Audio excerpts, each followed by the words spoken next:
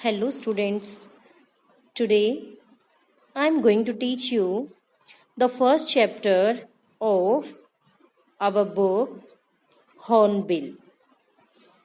The name of the chapter is The Portrait of a Lady. Students, it is written by the famous Indian writer Khushwant Singh. Khushwant Singh was a famous Indian writer and he was born in 1915 and received his education in Lahore, Delhi, and London. Students, he is known as a famous story writer and a novelist. He has written some famous novels like Delhi, A Train to Pakistan, and I Shall Not Hear the Nightingale. And his famous work, A Train to Pakistan, is based on turmoil and trauma of the partition of India and Pakistan. And it became very popular. I think आप समझ गए होंगे कि उसका जो ये train to Pakistan novel है ये बहुत ही फेमस हुआ था और ये जो भारत और पाकिस्तान का जो विभाजन हुआ था उसके मतलब ऊपर लिखा हुआ है ये उसकी वजह से जो पार्टीशन की वजह से जो मतलब ट्रमोइल हुआ जो मतलब ट्रमोइल क्या होता है ट्रमोइल एंड ट्रॉमा की मानसिक एक आघात मानसिक अवस्था लोगों की क्या रही थी उस टाइम में क्या सिचुएशन थी वो सब चीजें इसमें दिखाई हुई हैं okay now look at the title students the portrait of a lady देखिए the title is absolutely apt and appropriate isn't it students just see what it denotes dear students this chapter is a pen sketch of his grandmother and through this chapter the writer pays a loving tribute to his grandmother. Here he tells about his relationship with her and the emotional bond he shared with her. He graphically describes the person and personality of the grandmother who had all the qualities, all the attributes of a lady. Okay, students, so in this chapter we will read about Khushwant Singh's perceptions and interactions with his grandmother, and this chapter is autobiographical in nature है ना autobiographical हो गया है because he is showing his own association with his grandmother and changes that come about in their relationship. It is a loving tribute from a grandson to his grandmother. Okay, and on reading it of course you will recall your own bonding with your grandparents. क्यों students देखो these days we are listening about corona precautions required to be taken against corona and all that. ऐसे में आप लोग भी fed up हो गए होंगे है ना तो जस्ट कुछ अलग करते हैं कुछ अलग पढ़ते हैं तो ये चैप्टर बड़ा ही आपको जो है आपके लिए प्लीजिंग रहेगा and it will compel you think about your bonding, your intimacy with your grandparents है ना तो let's start the chapter. My grandmother like everybody's grandmother, was an old woman. The writer says that his grandmother was an old woman, just like everybody's grandmother. Grandmother old होती है तो लगभग मतलब almost old होती है, तो सबकी grandmother की तरह उसकी दादी भी क्या थी, ओल्ड थी. She had been old and wrinkled for the 20 years that I had known her. She had been old and her face had been wrinkled. wrinkled जिस मतलब चेहरे के ऊपर झुर्रियां होना, जैसे ओल्ड एज में आ जाती हैं, है ना. तो विदर्ड भी आप कह सकते हैं wrinkled को. Her she had been old and her face had been withered for 20 years that the writer had seen her. कि राइटर ने उसको जब से देखा था, यानी 20 सालों से, तब से उसको जानता था, तब से उसको ओल्ड ही देखा था, रिंकल्ड ही देखा था. People said that she had once been young and pretty and had even had a husband. People told the writer that once his grandmother used to be young and pretty. Young and pretty. Pretty means beautiful. Okay. तो people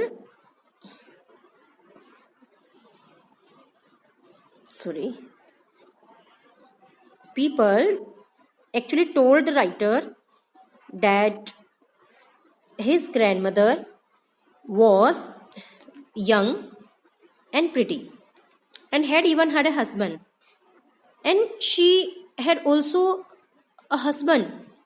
She was also young and she had a husband, but that was hard to believe, but it was very difficult for the author to believe, है ना.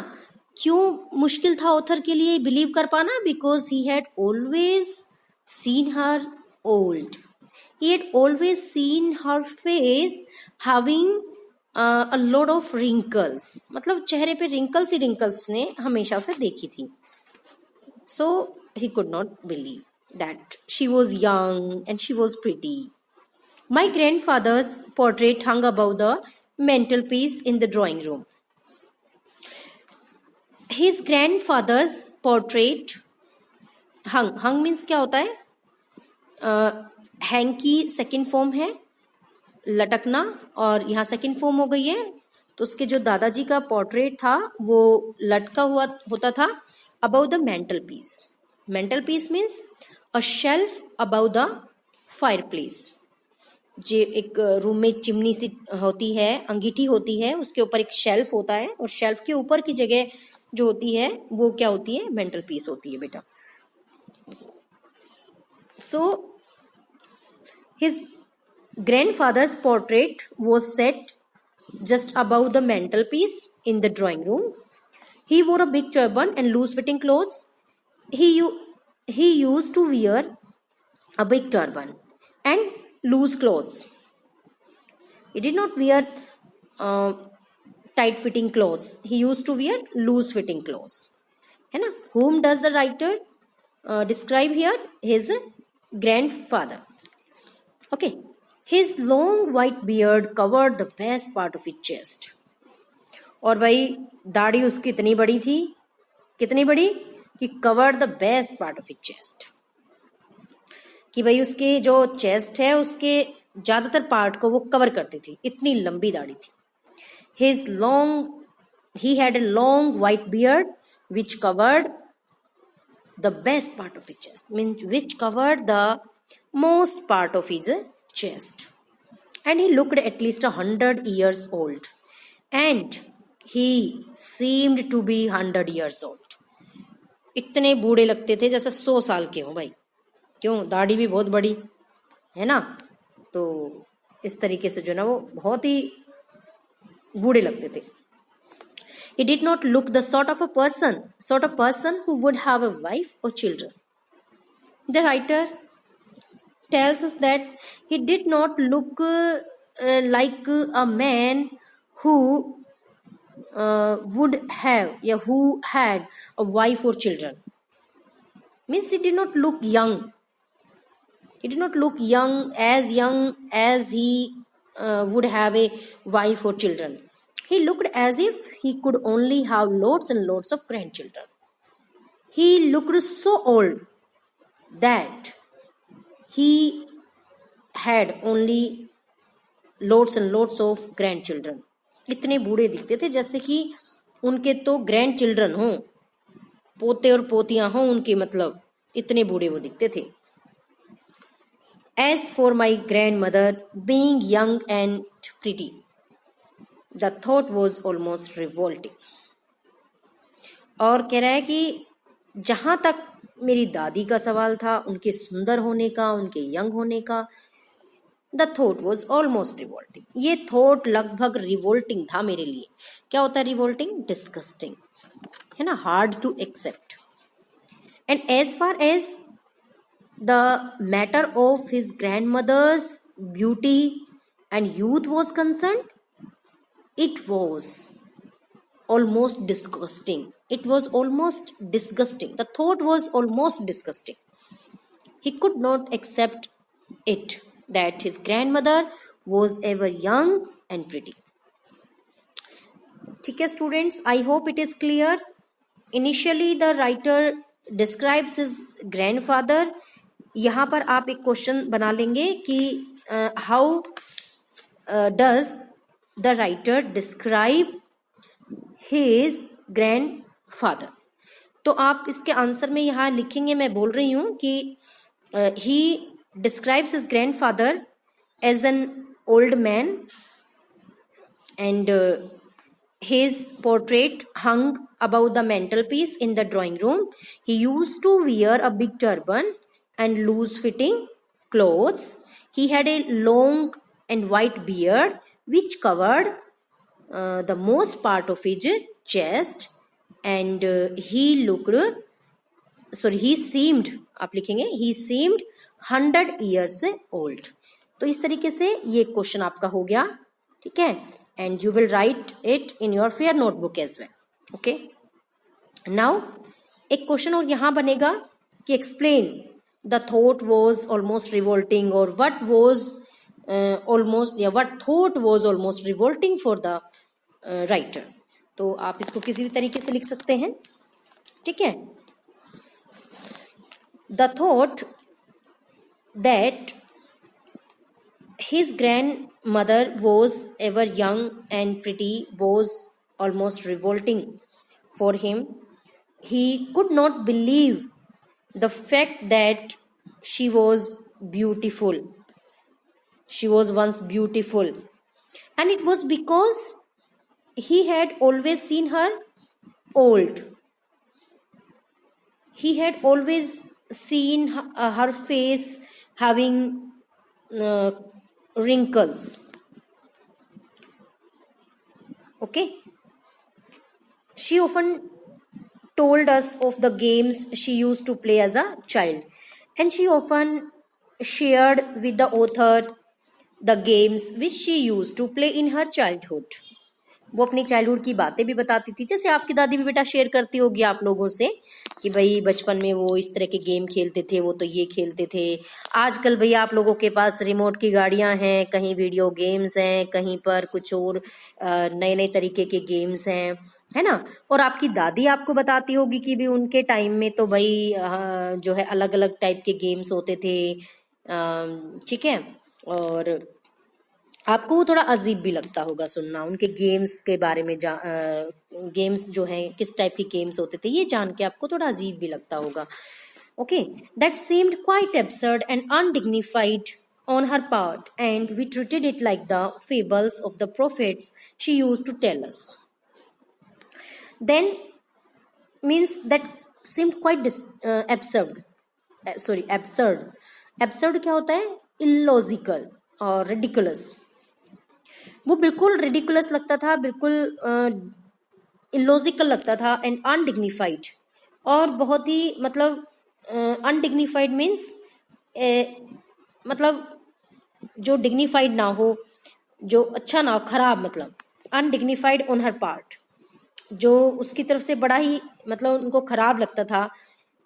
And we treated it like the fables of the prophets, और हम जो है उनके बातों को, उनके गेम्स को जो बताते थे वो उनको कैसे ट्रीट करते थे, फेबल्स की तरह। फेबल्स होती है बेटा stories, short stories with morals, जो मॉरल्स नैतिकता की जो कहानियां होती हैं, छोटी छोटी कहानियां, उनको फेबल्स बोलते हैं। ऑफ द प्रोफेट्स, प्रोफेट्स होते हैं cents, she used to tell us. Now,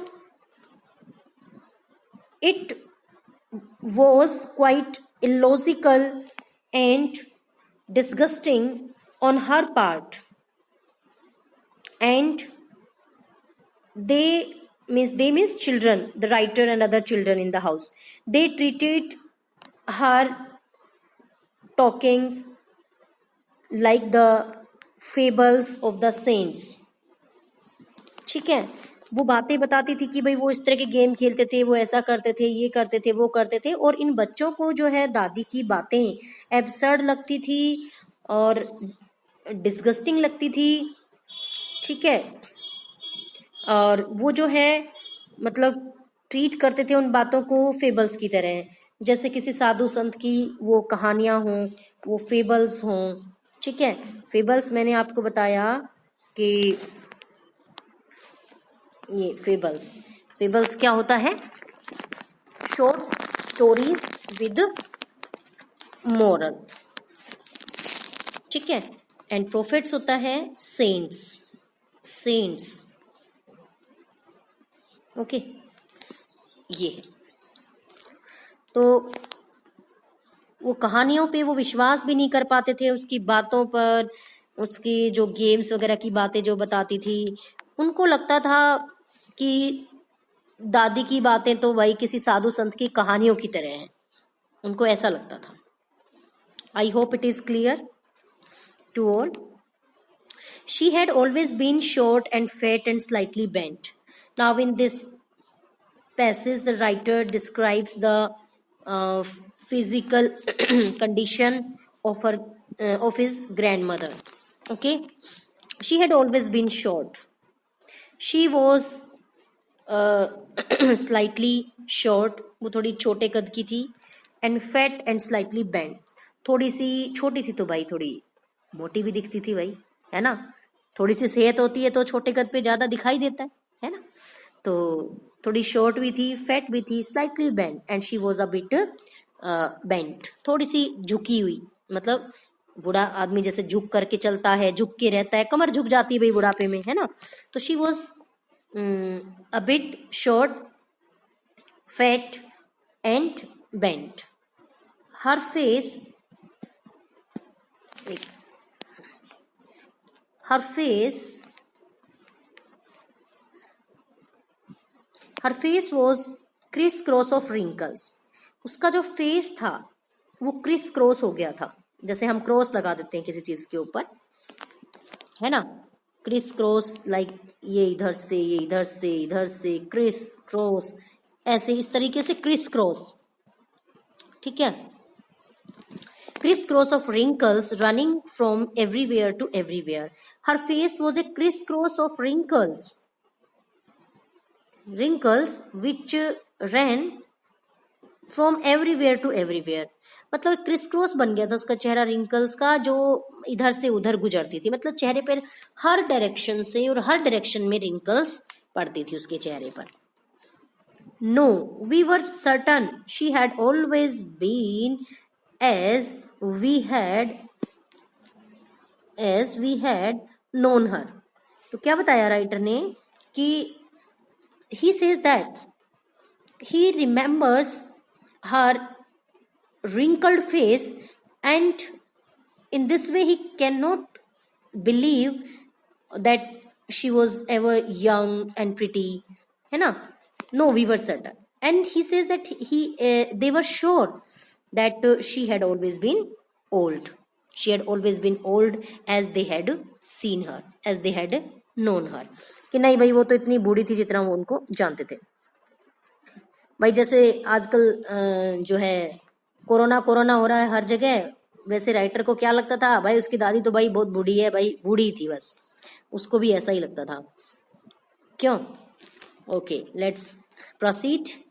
old, so terribly old that she could not have grown older, and she was so old that she could not grow more old, है ना। अब वो इतनी बूढ़ी हो गई थी कि उससे ज्यादा बूढ़ी नहीं हो सकती थी, ठीक है। मतलब at old, in old age the appearance seems to be stopped, रुका हुआ लगता है। बुढ़ापे में जो है एक एज में आकर के जो अपीयरेंस है एक मतलब पर्टिकुलर स्टेज में आ जाता है, फिर उसमें कोई चेंज नहीं आता है ना। बच्चे के रूप में शक्ल में तो काफी चेंज आ जाता है टाइम के साथ साथ, ओके, पर उसमें कोई चेंज नजर नहीं आता था, इतनी बूढ़ी हो गई थी कि और ज्यादा बूढ़ी नहीं हो सकती थी। एंड हैड स्टेड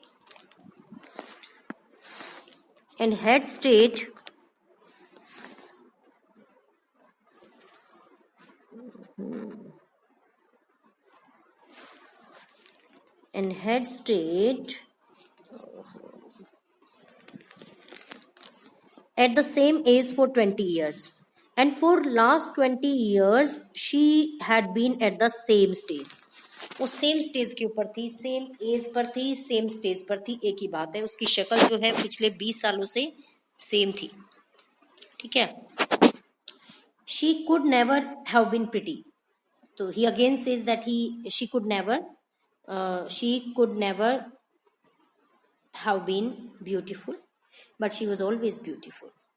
देखिए यहाँ पर राइटर फिर उसको ब्यूटीफुल बता रहा है, पहले कह रहा है वो ब्यूटीफुल नहीं थी, अब वो ब्यूटीफुल थी, है ना। वो ब्यूटीफुल क्यों नहीं थी उस सेंस में, तो कि उसने हमेशा उसको बूढ़ा देखा तो इसलिए उसको यकीन नहीं होता था।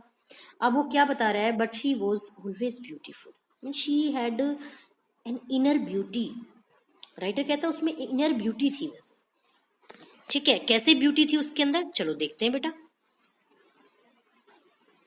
She hobbled about the house in spotless white, with one hand resting on her waist to balance a stoop and the other telling the beads of her rosary. Hobbled means moved. वो घर में चलती थी, कैसे चलती थी? About the house in spotless white. Spotless means clean, spick and span, बिल्कुल साफ सुथरे, वाइट क्लोथ में, यानी कि वाइट साड़ी में।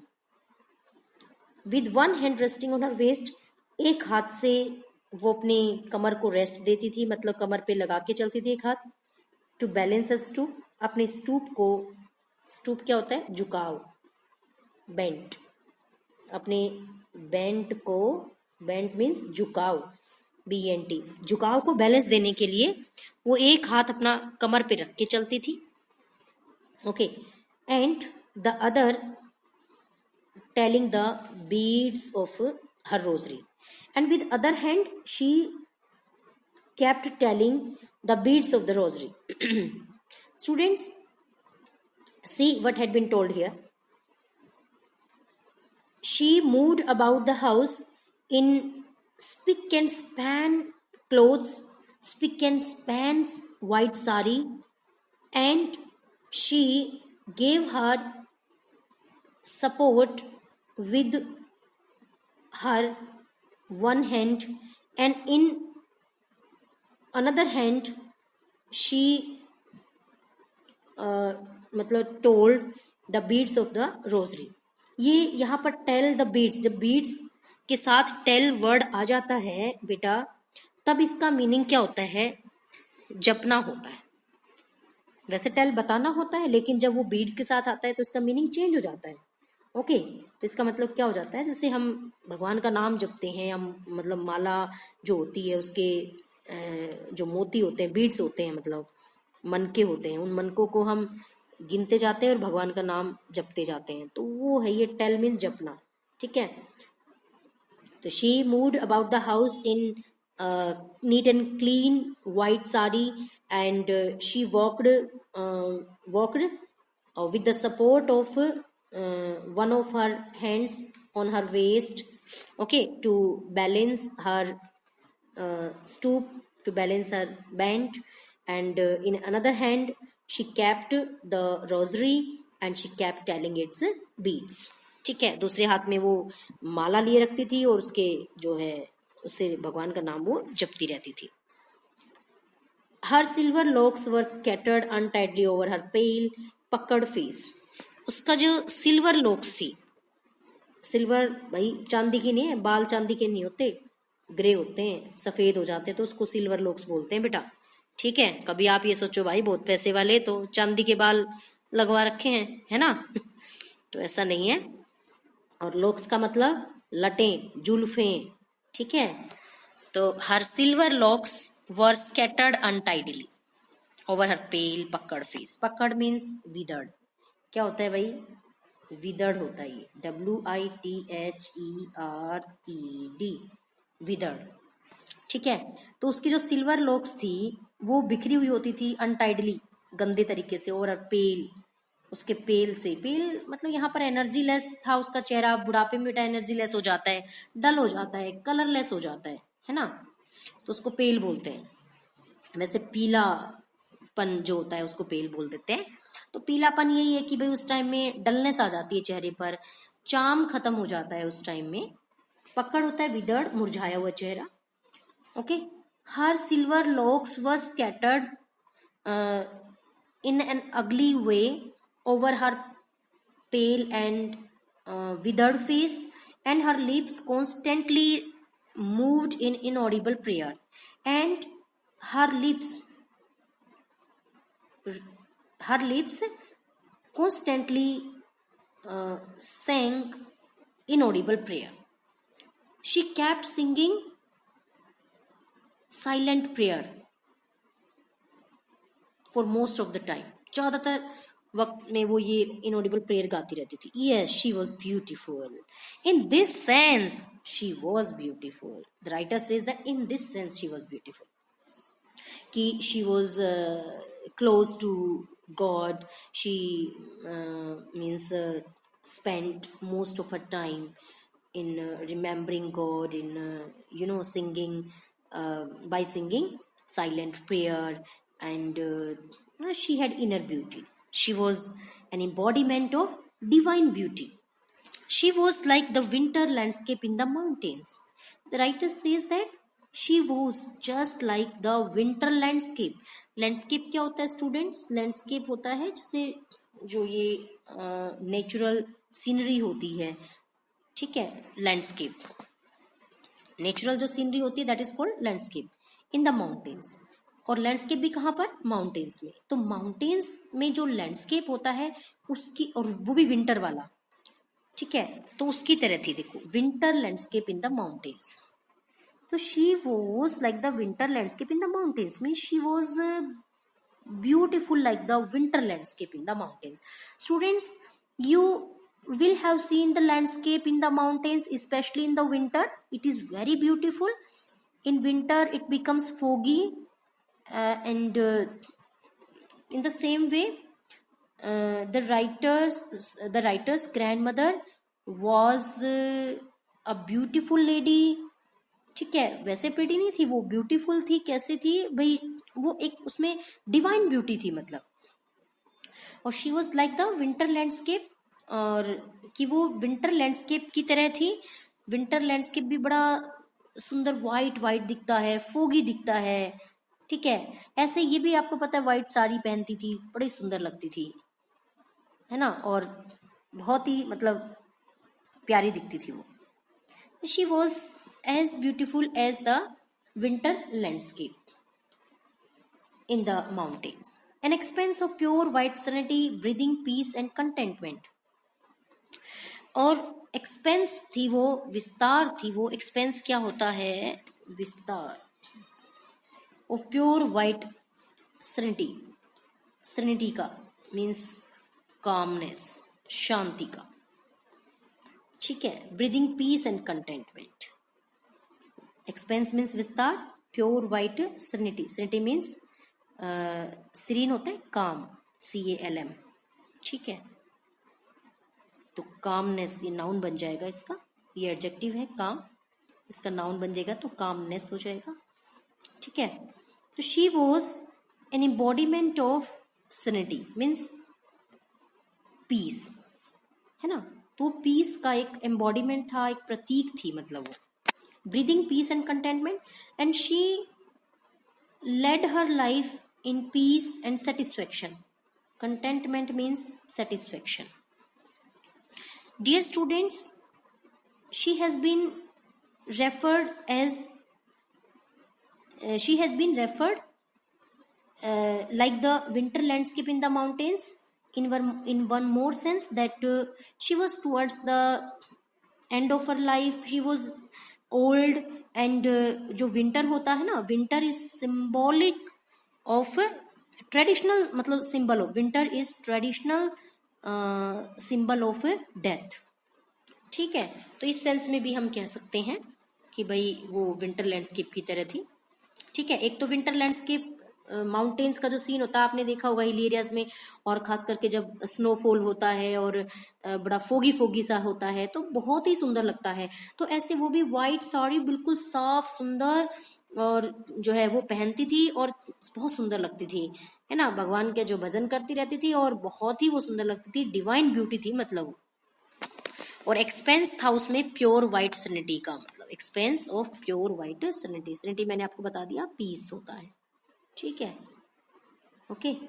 And she led her life in peace, breathing peace and contentment. ये जो आपको मैंने बताया कि she led her life in peace and satisfaction, mean she led a satisfactory life, बड़ा सेटिस्फैक्ट्री लाइफ जीती थी मतलब, ठीक है। Oh sorry.